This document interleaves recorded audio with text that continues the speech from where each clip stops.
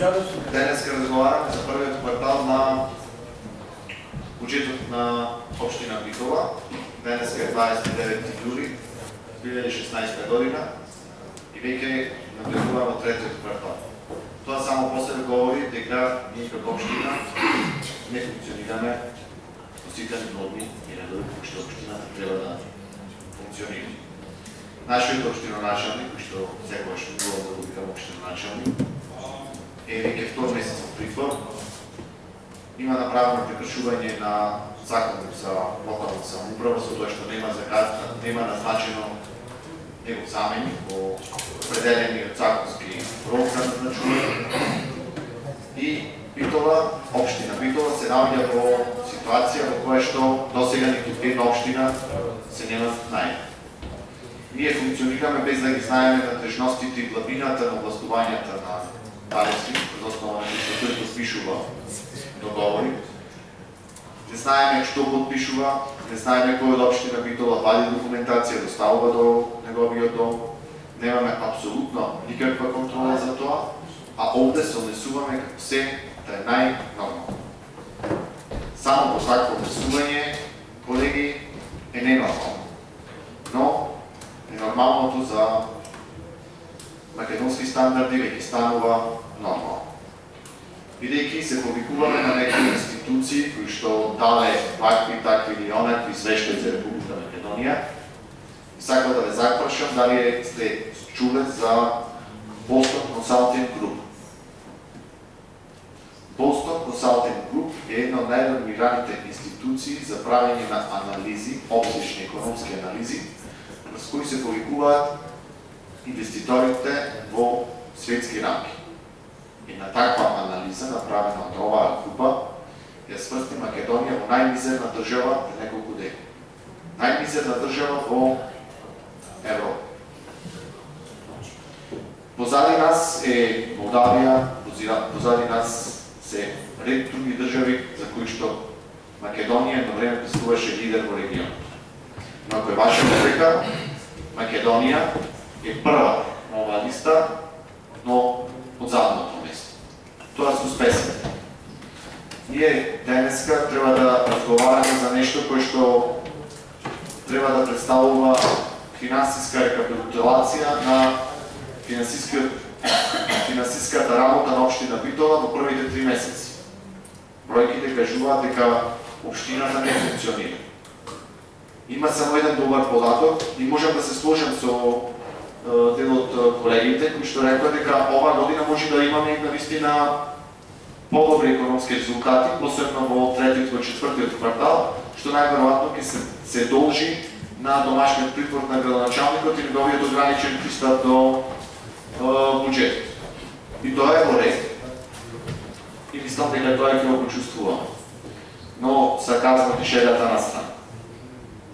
Не може да разговараме за буџет, не може да разговараме за квартален извештај кој се однесува на тој буџет, не може утре да разговараме за ребаланс на буџет, а човекот кој што го поставува буџетот да нема свој представник кој што ќе го образложи финансискиот дел на неговата работа. Од друга страна, истата таа финансиска работа на неговиот на основа на овој буџет е под силен мониторинг од страна на државни институции. И се не било какви државни институции, туку специјално формирани институции, бидејќи нашите државни институции не ја бркат работата како што треба.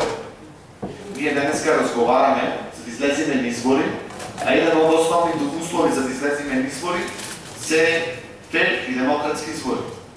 Че ние разговараме да имаме фер и демократски избори. Во 21 век во Република Македонија зборуваме дека треба да имаме фер и демократски избори. За само неколку месеци од сега Битола ќе биде зафатена од еколошка катастрофа повторно. Денеска општина Битола нема програма за екологија, за здрава животна средина. А веќе утре сме август месец, 8 месец од оваа година, општина Битола нема таква програма, а ние разгледуваме квартален извештај за буџетот. Ако беше се нормално, во тој буџет ќе се видеше колку пари се отворени или колко пари се реализирани за ова програма. Колеги, во општина Битола ништо не е нормално и ништо не функционира. Тоа е факт кој што треба да се помириме, факт кој што треба да го голтниме. Колку побрзо, толку подобро и да најдеме решение ова агонија да прекине. Ние како опозиција дадовме насоки на кои што ние мислиме дека ќе бидат излез од ова криза која што моментално општина Битола има. Вие, за жал, не ги прифативте. Како многу пати до сега, зборуваме се со цел да излеземе во интерес на граѓаните на општина Битола.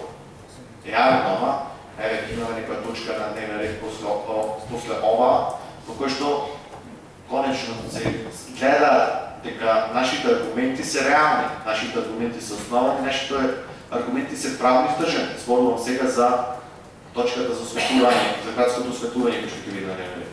Исто како што не негиравте во однос на јавното приватно партнерство за пазарите, исто како што не негиравте за паркинзите, гледаме дека нашето однесување било конструктивно.